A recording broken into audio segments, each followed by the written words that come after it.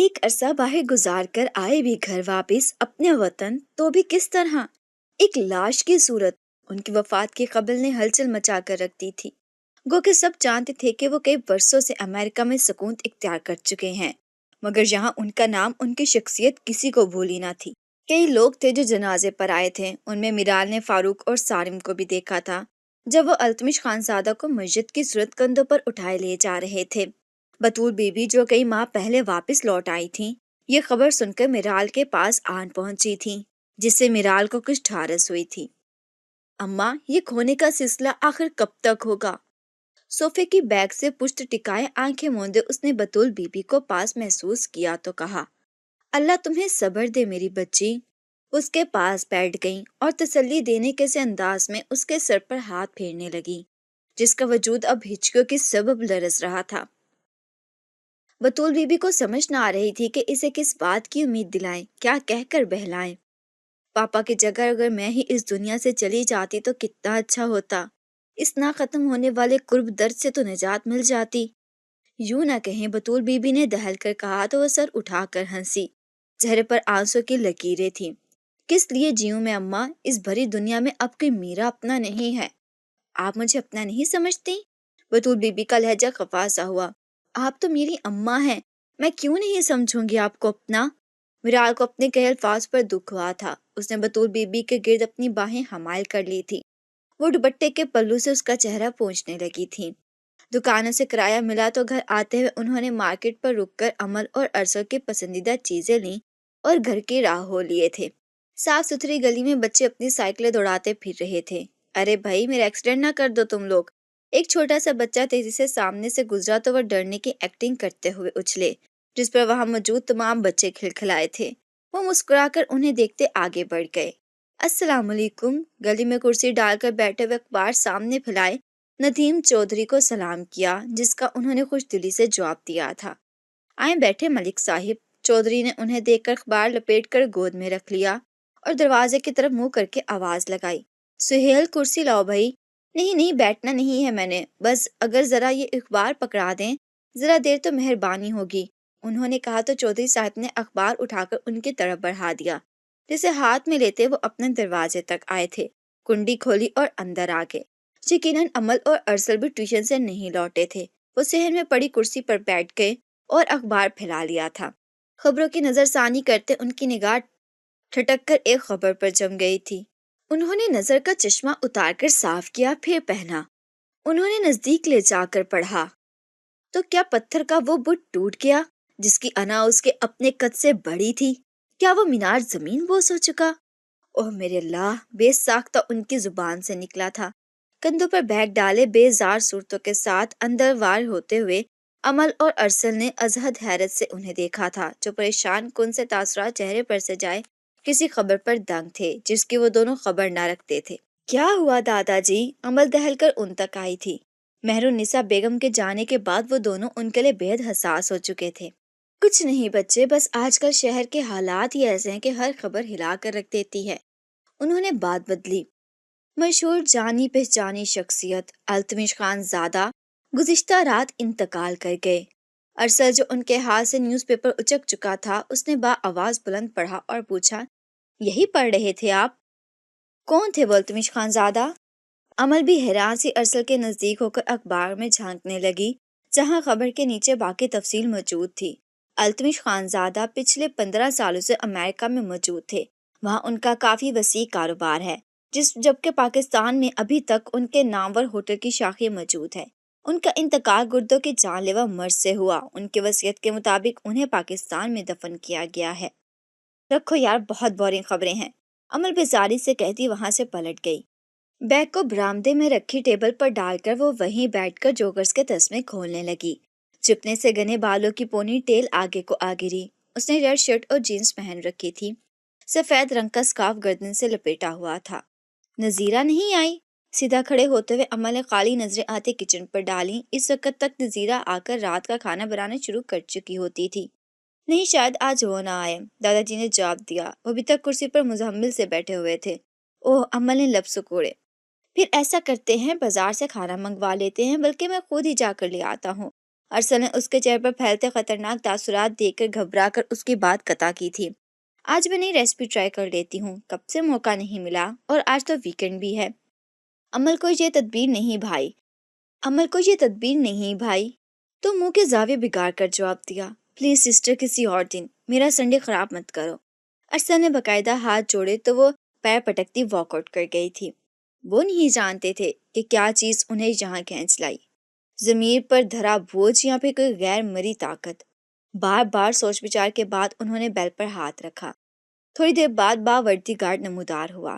کس سے ملنا ہے جی؟ سخت چہرے والے گارڈ نے کرخت انداز میں استفسار کیا تھا۔ مجھے میرا خان زادہ سے ملنا ہے، انہوں نے کہا تو گارڈ کے تاثرات نرم ہوئے۔ شاید تعزیت کے لیے آئے ہیں، اس نے سوچا، پھر مزید پوچھا۔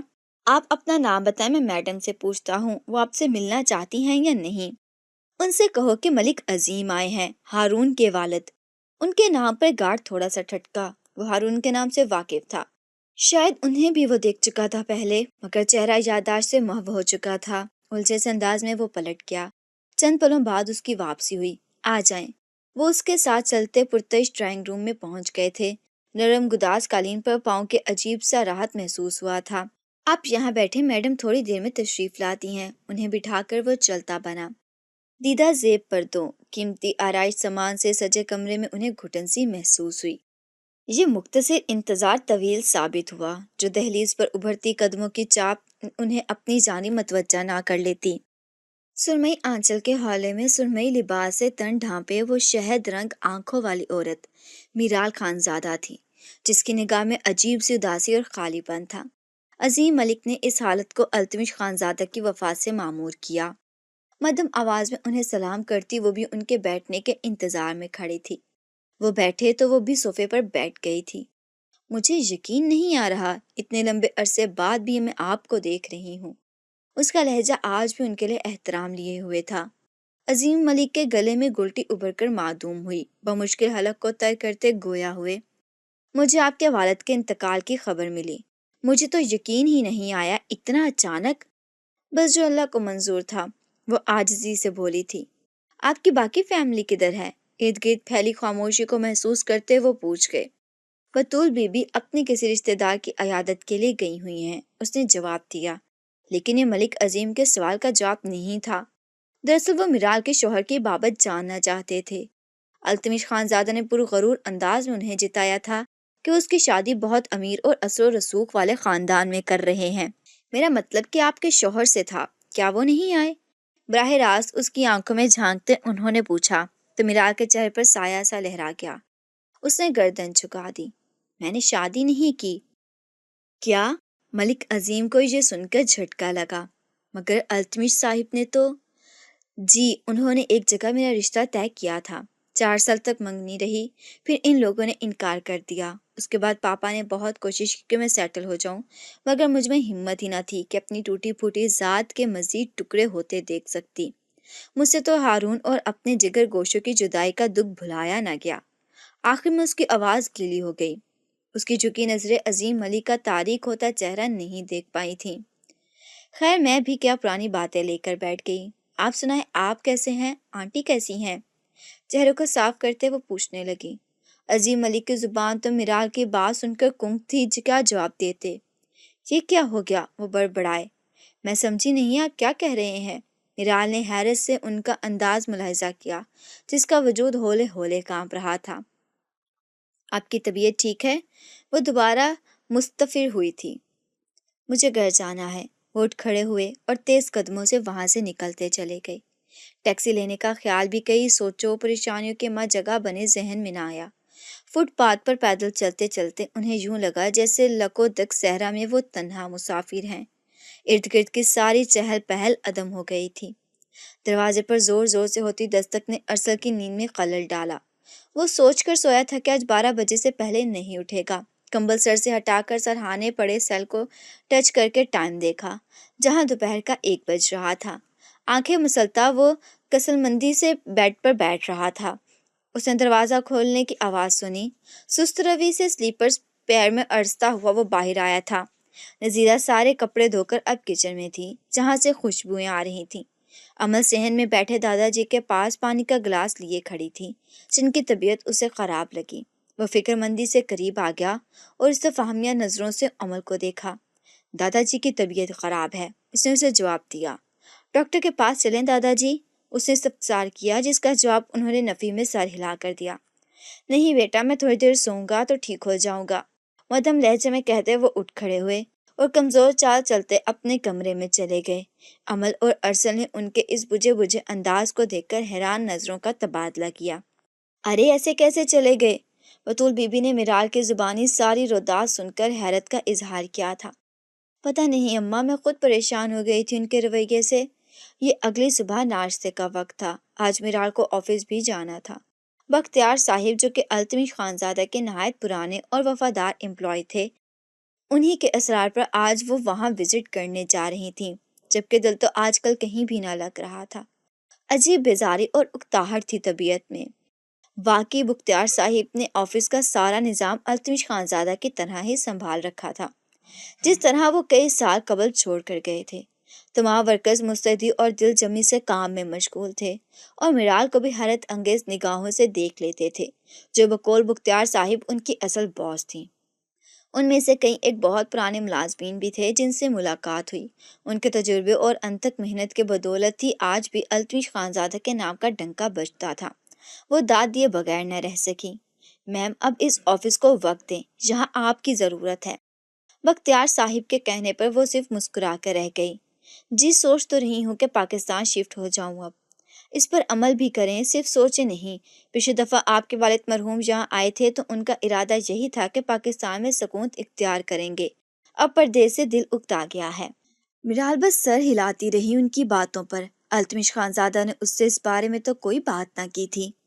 ایک مصروف دن گزار کر اس نے گھر کی راہ لی۔ گاڑی آج وہ خود ڈرائیو کر کے آئی تھی۔ کئی بار ہی وہ اور پاپا ایک ساتھ آفس جایا کرتے تھے۔ مختلف معاملات پر تبادلہ خیال ہوتا تھا۔ اپنے ساتھ والی سیٹ خالی دیکھ کر اسے بری طرح یاد آئے تھے۔ نظر بھی دھندلی ہو گئی تھی۔ وہ سامنے سے آتے دو وجود دیکھ نہ سکی۔ یکدم ہی بریک لگائی، مگر گاڑی نے رکتے رکتے بھی لڑکی کو دھکا مار دیا تھا، جو اب پاؤں پکڑے نیچے بیٹھی دہائیاں دے رہی تھی۔ اس کے ساتھ ایک لڑکا بھی تھا، دونوں نو عمر تھے، کندھوں پر بیگ لٹکائے ہوئے۔ وہ دروازہ کھولتی باہر نکل آئی تھی۔ آئی ایم سوری بیٹا، ملائمیت سے کہتے اس نے ہاتھ بڑھا کر اسے اٹھانا چاہا۔ پلیز، اس کی ضرورت نہیں ہے۔ ارسل نے اس کا ہاتھ پرے ہٹاتے عمل کو کندھوں سے پکڑ کر کھڑا کیا، جس کی آنکھیں پانوئیوں سے بھر گئی تھیں۔ اس نے سامنے اپنی مخاطب کردہ عورت کو دیکھا۔ لائٹ پرپل رنگ کے ڈریس میں ہم رنگ دوپٹہ سر پر اوڑھے وہ بہت سوبر اور ڈیسنٹ تھی۔ ارسل نے اس کے شانوں سے ہاتھ ہٹائے تو وہ لڑکھڑا گئی۔ مجھ سے کھڑا نہیں ہوا جا رہا ارسل، عمل کی آواز میں درد تھا۔ آپ لوگ میرے ساتھ میرے گھر چلو، میں ڈاکٹر کو کال کرتی ہوں، وہ آپ کو دیکھ لے گا۔ یہ حادثہ میرال کے گھر کے بالکل سامنے ہوا تھا۔ وہ پریشان نظروں سے اسے دیکھ رہی تھی۔ ارسل نے بھی اس بار نظر اٹھا کر اس عورت کو دیکھنا چاہا، جو جانے انجانے میں عمل کی تکلیف کا سبب بن گئی تھی، مگر وہ ٹھٹکا تھا۔ یہ چہرہ، اسے لگا وہ اسے دیکھ چکا ہے، کہیں پر تو دیکھا تھا۔ عمل دوبارہ نیچے بیٹھ چکی تھی۔ بیگ کندھے سے پھسل کر زمین پر ٹک گیا تھا۔ اس کی ساری توجہ اپنے پیر کی طرف تھی، جس پر دباؤ ڈالنے سے درد ہو رہا تھا۔ ارسل نے ایک نظر عمل کو دیکھا، دوسری اس عورت پر ڈالی۔ کچھ تو تھا دونوں میں یکساں۔ ہاں، وہ حیرت انگیز مشابہت تھی جس نے اسے چکایا تھا۔ وہ جو بہت سخت سست سنانے کے موڈ میں تھا، اب چپ سا رہ گیا تھا۔ جانے کیوں پھر وہ عمل کی طرف جھکا، اس عورت کو یکسر نظر انداز کر کے۔ مالا، کیا تم بس اسٹینڈ تک بھی نہیں چل سکتی؟ مجھ سے کھڑا بھی نہیں ہوا جا رہا ان کی مہربانی سے۔ عمل نے تلخ نگاہ میرال پر ڈالی، جو اس آکورڈ صورتحال کو سمجھنے کی کوشش میں تھی۔ سنبھل کر بولی، میں آپ کو آپ لوگوں کے گھر تک تو چھوڑ سکتی ہوں نا، پلیز منع مت کریں، اس سے تو میرا گلٹ ختم ہوگا کچھ۔ ارسل نے کچھ سوچا، بس شاید نکل چکی تھی۔ شام بھی تیزی سے رات میں ڈھل رہی تھی۔ اسے لفٹ لینے میں کوئی قباحت محسوس نہ ہوئی۔ پلیز میں ریکویسٹ کرتی ہوں، میرال نے دوبارہ کہا۔ اوکے۔ ارسل نے عمل کا بیگ بھی خود اٹھا لیا اور اسے سہارا دے کر کھڑا ہو گیا۔ میرال نے بھی مدد کی۔ ان دونوں کے بیٹھ جانے کے بعد اس نے گاڑی سٹارٹ کر دی۔ پہلے ہم کلینک چلتے ہیں، وہاں سے آپ کی… وہ چپ رہ گئی تو ارسل نے بتایا، بہن ہاں، آپ کی بہن کے لیے میڈیسن لیتے ہیں، پھر آپ مجھے ایڈریس بتانا، میں آپ کو گھر ڈراپ کر دوں گی۔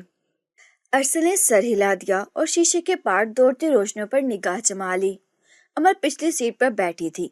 فی الحال اسے اپنے پاؤں سے زیادہ کسی چیز میں دلچسپی نہ تھی۔ اسے یہ فکر کھائی جا رہی تھی اگر وہ ٹھیک نہ ہوئی تو کل آخری پیپر میں کیسے شریک ہو پائے گی۔ اس سلسلے میں ہی تو وہ دونوں کچھ اہم ٹاپکس ڈسکس کرنے کے لیے مس کنزا کے گھر آئے تھے اور یہ واقعہ ہو گیا۔ دادا جی بھی کتنا پریشان ہو رہے ہوں گے، ایک تو ان کی طبیعت بھی خراب تھی۔ ان سے گہرے ہوتے اندھیرے کو پریشانی سے دیکھا۔ آپ دونوں میں سے بڑا کون ہے؟ میرال کی آواز نے خاموشی کو توڑا۔ ہم دونوں ٹوینز ہیں، ارسل نے سنجیدہ لہجے میں جواب دیا۔ میرال کو خوشگوار حیرت نے گھیرا۔ میرے بھی ٹوینز بیبیز تھے، وہ بھی بوائے اور گرل تھے، وہ کھوئے کھوئے انداز میں بولی۔ ذہن کہیں اور بھٹک رہا تھا۔ ڈاکٹر نے رپورٹس اس کے ہاتھ میں تھماتے کچھ کہا تھا۔ You are caring to babies. وہ کئی سال پہلے تب بھی مسکرائی تھی، اب بھی مسکرائی، مگر یہ مسکراہٹ سماعتوں میں گونجتے ان الفاظوں کی وجہ سے سمٹ گئی۔ تمہارے بچے نہیں بچ سکے۔ التمش خانزادہ کی بات سے ان آنکھوں کی جوت بجھ گئی تھی، جیسے ایک سوکھا تنکا جتنا تیزی سے آگ پکڑتا ہے اتنی تیزی سے راکھ ہو جاتا ہے۔ تھے مطلب اب کہاں ہیں؟ عمل کی آواز ماضی کے ٹھہرے پانی میں پتھر کی طرح لگی۔ کئی دائرے بنتے چلے گئے، وہ ایک ساتھ مر گئے تھے۔ خود پر قابو پاتے میرال نے بتایا۔ عمل کو سمجھ نہیں آیا وہ کیا کہے، چپ رہے یا اسے تسلی دے۔ ارسل ہنوز لا تعلق سا بیٹھا تھا۔ میرال نے کلینک کے سامنے گاڑی روک دی تھی تو وہ باہر نکلتا کہ عمل کو سہارا دے کر باہر نکال سکے۔ جب وہ عمل کو سہارا دیتا میرال کے پاس گھر پہنچا تو دروازہ کھلا تھا۔ دادا جی صحن میں ٹہلتے دکھائی دیے، انہیں دیکھ کر فوراً لپک کر ان تک آئے۔ کیا ہوا عمل کو؟ ان کی پریشانی دیتنی تھی۔ صحن میں جلتے بلب کی سفید روشنی میں میرال نے ان کی طرف دیکھا، پھر گھر پر نظر ڈال کر گویا ہوئی، انداز میں حد درجہ بے یقینی تھی۔ انکل، یہ گھر آپ کا ہے؟ وہ جو میرال کی پریشانی میں ان کے ساتھ ہے تیسرے وجود کو یکسر فراموش کر چکے تھے، چونک کر متوجہ ہوئے۔ وہاں اور کوئی نہیں، میرال خانزادہ کھڑی تھی، اپنے ازلی وقار اور تمکنت کے ساتھ جو اس کی شخصیت کا خاصہ تھا۔ میں بہت معذرت خواہ ہوں کہ ان بچوں کو میری وجہ سے تکلیف پہنچی، بہت شرمندہ ہوں میں۔ مجھے دھیان سے گاڑی ڈرائیو کرنی چاہیے تھی۔ وہ ان کی طرف دیکھتے ہوئے بول رہی تھی، مگر وہ اسے سن کم دیکھ زیادہ رہے تھے۔ شاید اب وہ اس سے نظر ملا پائیں گے بھی یا نہیں۔ جس سچ کو کہنے کا وہ عہد کر چکے تھے، اتنی جلدی اسے کھولنا پڑے گا، اس کا انہیں گمان بھی نہ تھا۔ ارسل نے عمل کو تخت پر بٹھا دیا تھا اور برآمدے میں پڑی کین چیئر بھی لا کر میرال کو پیش کر دی تھی۔ وہ کھڑی رہی اور حیرت کا اظہار کرنے لگی۔ وہ کبھی دادا کو دیکھتا، کبھی اسے۔ پتہ نہیں وہ کون تھی، دادا کا اس سے کیا رشتہ تھا۔ یہ بچے کون ہیں؟ لیٹ می گیس، یہ سمرا آپے کے بچے ہیں نا؟ اس وقت ان کے دو بیٹے تھے، آلیان اور چھوٹا کیا نام تھا اس کا، ہاں نعمان۔ نہیں، یہ سمرا کے نہیں، ہارون کی اولاد ہے۔ ان کی گمگیر آواز نے میرال کو الجھایا۔ کیا مطلب؟ میں سچ کہہ رہا ہوں، یہ تمہارے بچے ہیں۔ یہ ملک ہارون اور میرال خان زادہ کی اولاد ہے۔ یہ چند الفاظ کہتے وہ ہانپ گئے تھے، دل پر سلک کی مانند گریز پہنچ کر کسکسا کر دم بے صد سے ہو کر وہ منہ کھولے میرال کو تکتی عمل کے ساتھ گرنے کیسے انداز میں بیٹھ گئے تھے۔ انکل، آپ جانتے بھی ہیں کہ کیسا مذاق کر رہے ہیں۔ آپ ہوش میں تو ہیں؟ ایسا کیسے ہو سکتا ہے؟ میرے بچے تو پیدا ہوتے ہی چل بسے تھے۔ پھر میرال کا وجود زلزلے کی ضد میں تھا۔ جھوٹ تھا وہ۔ شاید عظیم ملک کا لہجہ زندگی میں پہلی بار اتنا بلند ہوا تھا۔ ان کی خود کی سماعتیں سن کر چونک چونک گئی تھی۔ ارسل اور عمر دھڑکتے دلوں کے ساتھ یہ دیکھ اور سن رہے تھے جو ناقابل یقین تھا مگر حقیقت تھا۔ ایک ڈیل تھی دو سنگ دلوں لوگوں کے درمیان۔ التمش خانزادوں کو اپنی بیٹی کی آزادی عزیز تھی اور مجھے اپنے بیٹے کی نشانیاں۔ التمش خانزادہ نہیں چاہتے تھے اولاد تمہارے قدموں کی زنجیر بن کر تمہیں آگے بڑھنے سے روک دے۔ وہ تو شاید میرے بیٹے کی اولاد کو یتیم خانے کے سپرد کر آتے۔ ان جیسے اثر و رسوخ والے انسان کے لیے کیا مشکل تھا کہ چند پیسوں کے عوض ذرا سا جھوٹ نہ کہلوا سکتے۔ اور آپ تو کئی دن بے ہوش رہی تھی، تمہاری اس بیگانگی سے فائدہ اٹھایا گیا تھا اور یہ شفاق ڈیل طے پائی اور میں بھی اس ظلم کا حصے دار بن گیا۔ یہ بھی ان کی مہربانی تھی کہ انہوں نے انہیں مجھے سونپ دیا، مگر شرط یہ تھی کہ تمہیں اس بات سے آگاہ نہ کیا جائے کہ تمہارے بچے زندہ تھے، صحیح سلامت تھے۔ اسی کے تحت ہی مجھے اپنا شہر گھر بار چھوڑنا پڑا۔ میراث ساکت سے انہیں سن دے رہی تھی۔ امر اور ارسل کی حالت بھی مختلف نہ تھی۔ میرا تو خیال تھا کہ تم بھی شادی کر کے اپنی زندگی میں آگے بڑھ چکی ہوگی۔ کہاں جانتا تھا کہ اس قصے کے سارے متاثرہ کردار ابھی تک اسی دائرے میں گردش کر رہے ہیں جو قسمت نے جال کی صورت میں بن دیا تھا۔ مجرم کی طرح سر جھکائے وہ اعتراف جرم کر رہے تھے۔ میرے بچے؟ مرال کے لب ہلے تھے۔ اس نے عمل کی طرف دیکھا جس کا چہرہ جانے کسی جذبے کے تحت سرخ ہو رہا تھا۔ جانے تپش ماں کے بغیر گزرے ایام کی تھی یا یہ خوشی کا رنگ تھا۔ بہرحال مرال دھیمی چال چلتی اس تک آئی۔ اس کا چہرہ ہتھیلیوں میں بھرا اور بے اختیار ہی اسے خود سے لپیٹنے لگی تھی۔ عمل کی گھٹی گھٹی سسکیاں بھی اس آواز میں شامل ہو گئی تھیں۔ چند لمحے ہی لگے تھے اسے خود کو سنبھالنے میں۔ چہرہ صاف کرتی وہ کونے میں کھڑے ارسل کی طرف بڑھی جس کی آنکھوں کے گرد پھیلی سرخی اس کے ضبط کی گواہ تھی۔ اسے اپنی طرف آتا پا کر وہ بھاگ کر وہاں سے گیا تھا اور خود کو کمرے میں بند کر لیا۔ امی؟ میرال نے اس اجنبی لفظ کو اندر تک دل کی گہرائیوں سے محسوس کیا تھا۔ وہ مان جائے گا، میں اسے جانتی ہوں، مجھ سے زیادہ وہ آپ کو یاد کرتا رہا ہے مگر بتاتا کسی کو نہیں تھا۔ میں جانتی ہوں رات کو دیر دیر تک جا کر وہ پڑھائی نہیں کرتا تھا، اس کے نمبرز بھی بے طرح کم ہوتے تھے۔ وہ تو اپنی اس بے بسی پر کٹتا تھا کہ ماں ہوتے ہوئے بھی ان کے پاس نہیں ہے اور وہ کچھ نہیں کر سکتا۔ اب اسے یہ جان کر جھٹکا لگا ہوگا کہ آپ تو ہمارے وجود سے ہی ناآشنا رہیں اتنے برس۔ یہ میرے لیے بھی اور اس کے لیے بھی بہت بڑا شوق ہے۔ عمل متانت سے بولتی اسے اپنی عمر سے بڑی لگ رہی تھی۔ آپ مجھے بتا سکتے تھے۔ سرد نگاہوں سے عظیم ملک کو دیکھتے میرال نے اسپاٹ لہجے میں کہا تو وہ گہری سانس لیتے ہوئے بولے، شاید میں بہت کمزور تھا۔ اس ظلم کی بنیاد پر کیے گئے وعدے کی پاسداری کے پس پردہ میری خود غرضی تھی۔ میں ان بچوں کو کھونا نہیں چاہتا تھا، خود سے الگ نہیں کرنا چاہتا تھا۔ اب میں اپنے بچوں کو اپنے ساتھ لے جاؤں گی اور مجھے کوئی نہیں روکے گا۔ امر کے گرد بازو حمائل کرتی وہ تلخ لہجے میں ان سے مخاطب ہوئی، امی ہم دادا جی سے بھی الگ نہیں رہ سکتے۔ عمل نے ان کی کمزور بوڑھے ہاتھ کو پکڑ کر انہیں روکا۔ وہ وہاں سے جانے کو پرتول رہے تھے پر انہوں نے میرال کی طرف دیکھا، دونوں ہاتھوں کو جوڑا اور سر جھکا کر رو پڑے۔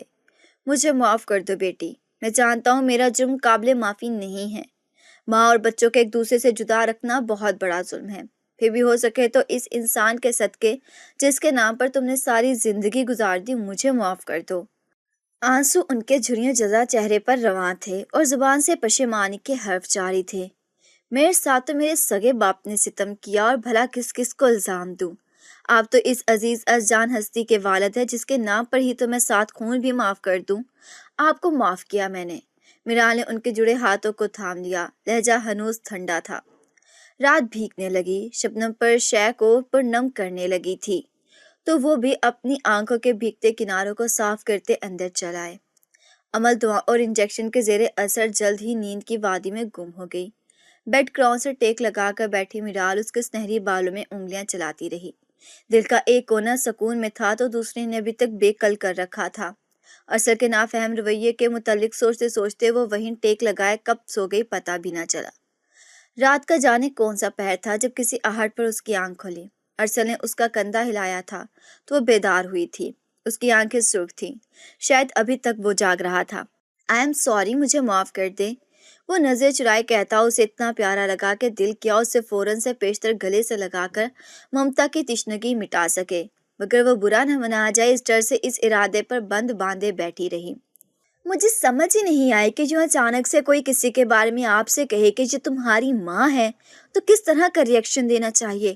شاید میں کچھ زیادہ روڈ ہو گیا تھا اس لیے میں سوری کرنے آیا ہوں۔ ادھر بیٹھو۔ میرال نے پیر سمیٹے اور بازو سے پکڑ کر اسے قریب بٹھایا۔ تمہیں کیا لگتا ہے کہ میں تمہاری ماں نہیں ہوں یا میں اس تصور پر پورا نہیں اتری جو تمہارے ذہن میں ماں کے متعلق ہے؟ اس کے بدلتے تاثرات دیکھتی رہی۔ ایسی بات نہیں ہے، وہ کنفیوز ہو گیا۔ تو پھر کیسی بات ہے؟ کیا میں تمہیں اچھی نہیں لگی؟ میرال نے دیکھا اس بات پر وہ بے چین ہوا تھا۔ نو، وہ زور دے کر بولا، آپ اچھی ہیں، بلکہ بہت اچھی ہیں۔ وہ سر جھکائے کہہ رہا تھا، پھر تم اب تک مجھ سے اکھڑے اکھڑے سے کیوں ہو؟ میرال کی بات پر ارسل نے اس کی طرف دیکھا تھا۔ میں آپ کو بہت مس کرتا تھا مگر عمل کو نہیں بتاتا تھا۔ مجھے لگتا تھا آپ کبھی واپس نہیں آئیں گی اور اگر عمل اس طرح شدت سے آپ کے متعلق سوچتی رہی تو اس کا دل ٹوٹ جائے گا۔ اب تو میں آ گئی ہوں نا، اب تو اس کا دل نہیں ٹوٹے گا۔ تم بھی میرا دل مت توڑو بیٹا۔ میں نے بہت جدائی سہی ہے، برسوں ہجر کاٹا ہے، اب ہمت نہیں ہے، اپنی ماں کو اور نہ آزماؤ۔ بازو وا کیے وہ بولی تو آواز بھیگی ہوئی تھی۔ ارسل نے تذبذب سے میرال کے کھلے بازو کو دیکھا، پھر کچھ توقف کے بعد اس میں سما گیا۔ میرال کی تھکن زدہ وجود میں راحت کی لہر دوڑ گئی تھی۔ اچھا جی، امر نے پٹ سے آنکھیں کھولیں۔ پہلے تو خوب ایٹیٹیوڈ دکھایا جا رہا تھا، اب ایموشنل سین چل رہا ہے۔ اس کی خمار آلود آواز تھی۔ تو تم بھی ہو جاؤ ایموشنل، ویسے بھی کل رات سے رو رہی ہو۔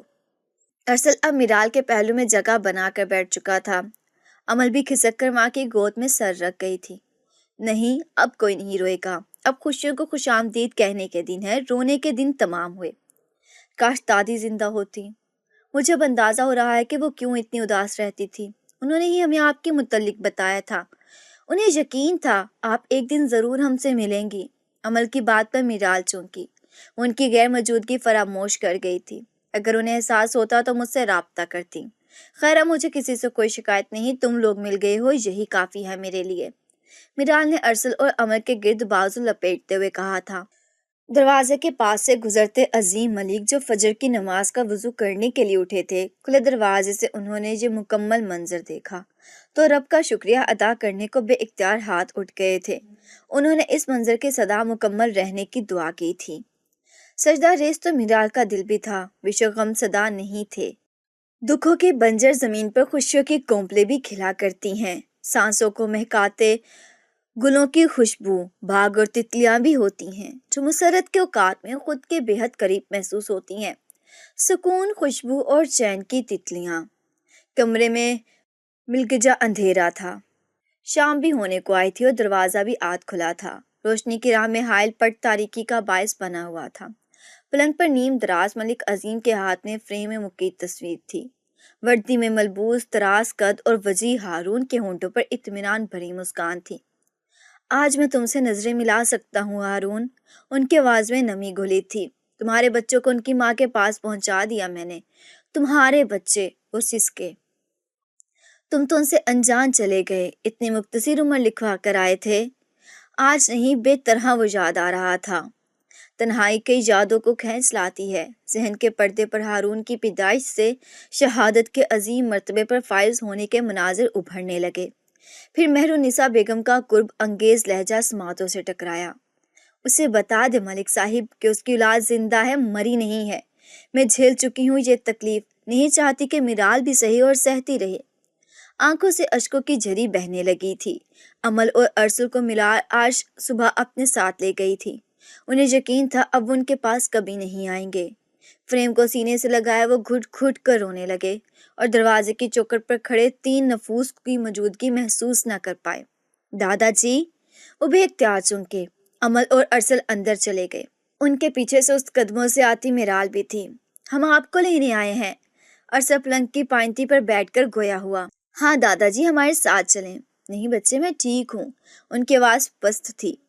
ٹھیک ہے ارسل، ہم بھی کہیں نہیں جا رہے پھر، عمل خفاسی بولی تھی۔ میرال کھڑکی کے پاس پڑی کرسی پر چپ چاپ بیٹھی تھی، اس نے اب تک زبان نہیں کھولی تھی۔ تم لوگ اب ماں کے ساتھ رہو، بہت عرصہ دور رہے ہو ان سے۔ ان کے ساتھ نہیں رہے اس لیے دور رہ سکتے ہیں، جبکہ آپ کو تو ہمیشہ اپنے قریب پایا ہے، آپ دور نہیں جا سکتے۔ ارسل نے رسانیت سے کہا تھا۔ بچے ٹھیک کہہ رہے ہیں، آپ کو ہمارے ساتھ چلنا چاہیے۔ میرال کے لہجے میں انہوں نے التمش خانزادہ سا روپ محسوس کیا۔ سر اٹھا کر اسے دیکھا، پھر سر جھکا گئے۔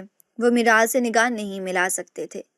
ضد مت کرو بچوں، مان جاؤ۔ انہوں نے بے بسی سے دونوں کو دیکھا جن کے چہروں پر بالکل بھی نہیں کے تاثرات تھے۔ صرف عمل اور ارسل کی ہی نہیں بلکہ میری بھی خواہش ہے کہ آپ ہمارے ساتھ رہیں۔ میرے گھر کو ایک بزرگ کی ضرورت ہے، دوسرا میں نہیں چاہتی کہ بچے ناخوش ہوں، وہ رہیں وہاں اور ان کا دل ادھر دھڑکے۔ میرال نے اب کے نرم لہجے میں کہا تھا۔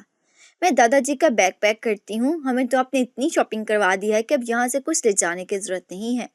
عمل نے ان کی الماری کھولی تھی۔ میں ہماری بکس اور بیگز لے آتا ہوں۔ ارسل نے وہاں سے چلا گیا تھا۔ اشرف کو بلا لو ارسل، سامان اٹھانے میں وہ تمہاری مدد کرے گا۔ میرال نے اسے پیچھے سے آواز دی۔ وہ جی امی کہتا پلٹ گیا تھا۔ تم نے یہ فیصلہ دل سے کیا ہے نا بیٹی؟ وہ میرال سے مخاطب ہوئے۔ بالکل، آپ مطمئن ہو جائیں، میں اپنے بچوں کے لیے کچھ بھی کر سکتی ہوں۔ وہ اسے دیکھ کر رہ گئے۔ چلیں چینج کر کے آئے، میں بیگ کو گاڑی میں رکھنے جا رہی ہوں۔ امل انہیں کپڑے پکڑا کر باہر نکل گئی تھی۔ وہ بھی جوڑا تبدیل کرنے کی غرض سے دوسرے کمرے میں چلے گئے تھے۔ ان کے جانے کے بعد میرال بھی اٹھی، پھر اس کی نظر بیڈ پر اوندھے پڑے فریم پر پڑی تو رک گئی اور قریب جا کر اسے اٹھا لیا۔ وہ ہارون کی تصویر تھی۔ اس نے نرمی سے اس پر ہاتھ پھیرا، آنکھوں کے گوشے بھیگنے لگے۔ تم وہ ہو ہارون جو آج بھی اس دل میں بستے ہو، جس کا ہر پل تمہاری یاد سے وفا نبھائی ہے۔ خوش قسمت ہوں کہ تمہارے قریب رہی، چاہے چند دن ہی، رفاقت کے لمحے مٹھی بھر ہی سہی، پھر بھی وہ لمحے میری زیست کا سہارا ہے۔ میں بہت مضبوط ہوں، ہر آزمائش کو حوصلے سے سہا ہے، لیکن یہ جو تمہاری یاد ہے نا، بڑی صبر آزما ہے۔ تم بہت یاد آتے ہو مجھے، بہت یاد۔ وہ اس کی تصویر کو سینے سے لگائے رو پڑی۔